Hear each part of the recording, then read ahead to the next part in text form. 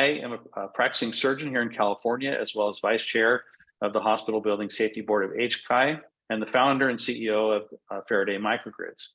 I've led the charge to make healthcare facilities more resilient, sustainable, and cost-effective to operate through groundbreaking renewable energy microgrids. As an expert in healthcare delivery, regulation, and energy systems, I'm uniquely positioned to help address the mandate for backup power and particularly for project finance. So as those of you who are participating now know, the state has created a mandate for 96 hours of backup power for skilled nursing facilities in California. Unfortunately, this represents an unfunded mandate insofar as this specific law doesn't contain any funding mechanism. So this really leaves you with two different approaches that you could take to execute support for your facility.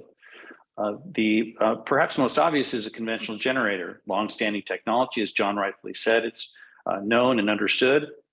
However, this really represents a cost-only stranded asset, meaning it can certainly fill the gap that has occurred now, but it provides no added value beyond that. In terms of costs, you obviously have the cost of equipment acquisition, system design, et cetera, fuel acquisition and the associated price volatility, fuel storage problems, maintenance costs, testing and environmental reporting. And then you face a number of barriers, not the least of which is diesel generators are significantly backordered as much as several years now. There's problems with Air Resources Board and AQMD requirements, Cal OSHA, EPA, the California Energy Commission is certainly concerned about the use of diesel. And then importantly, there's no incentives associated with diesels, and there's no productivity value either. So this represents a solution, but with very few true advantages. Now, renewable microgrids as an alternative are really a high-performing asset that has ongoing return on investment. They do have some of the same costs, but really largely eliminate the testing and environmental reporting that goes along with diesels.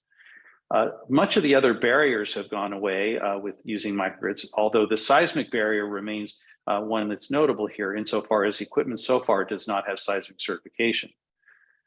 Most importantly, however, are that incentives and productivity of these systems lead to real value. So there's reduction of utility costs, both energy and demand fees. There's up to 60 or 70% tax credits with significant accelerated depreciation.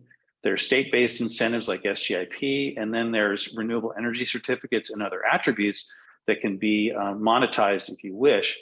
So this represents a solution with multiple potential advantages. So to compare performance very quickly, and I'll go through this just as an illustration, it's not intended to be numbers that are accurate.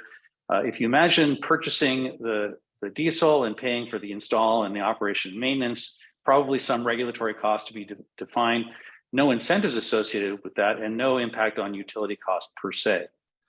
If you go ahead with a moderate size microgrid as might support a SNF, these are some of the costs you might encounter, but you have significant tax credits as are shown here. There's a significant amount of depreciation that's a write-off on taxes. And then of course, local incentives like SGIP can be significantly valuable. So that leads to a net cost that actually undercuts the diesel cost. More importantly, or equally importantly, there's annual savings. In this case, I would estimate around $32,000, $33,000 at the beginning of the system. And that goes up as the utility costs rise. So if one employs other forms of lending, for example, PACE lending, you can realize profit from the microgrid starting from the first day of operation.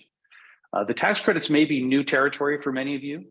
Simply to say that tax credits can be applied on taxes going back as far as 3 years and forward as many as 22.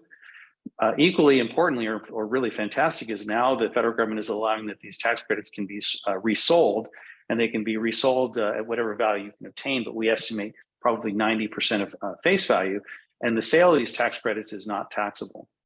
So this results in lower project costs due to these incentives, significant value from energy and demand cost reductions, and avoidance of significant future and current regulatory headaches.